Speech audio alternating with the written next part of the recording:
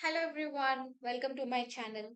In this video, you're going to learn about how to debug at any particular button or any form. Okay, like I'll tell you clearly. Let's go to any form. You can just take any form which is giving error.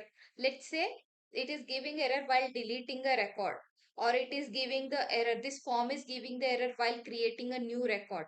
Okay, and now you need to debug it. I mean, where exactly you're getting the error, but you do not know which code it is triggering, means at which code you are getting the error. Okay, so in at at this point you have one way to check where this exactly this code is giving the error. Okay, so for this, what you have to do, it is right now we don't have any errors, right? So I cannot directly particularly show you how to check it and how to get that particular code, but I'll tell you the way how to do. Okay, so like again, I'm just repeating our concern.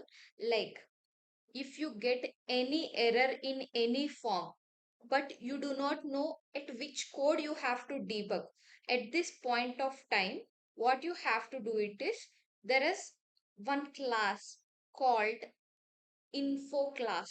Okay, just go to the application explorer and go to the code classes.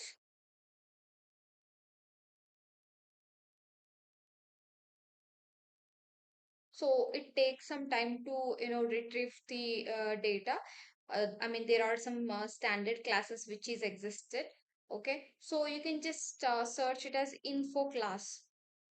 Okay, here it is, and open this info class, view code.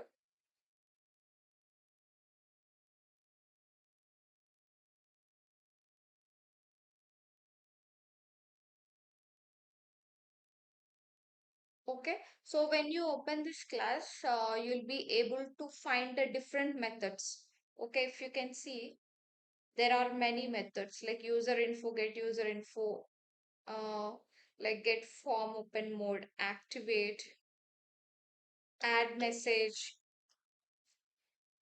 and should add. So you have a different methods which is existed. So let me show you first, and I'll tell you at which method that you have to keep the debugger. Okay, I mean breakpoint. So you have this methods, kernel add. So you can add your breakpoint here, exception add. Okay, let me show you first. There are many add exception method, last log time, browser. So you have a different methods. Okay, so but as I said, you can just keep your breakpoint over there. Now you can just do the process, debug and attach to process. I have, if you're unsure like how to do debugging, I have already made the video on debugging process. First, you just check my past videos, and you can just do the debugging process.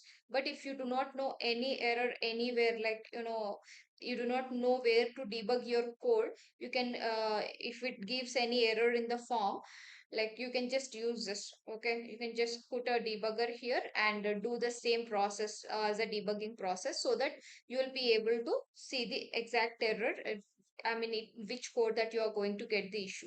Okay, that's it. Thank you. Subscribe for more videos.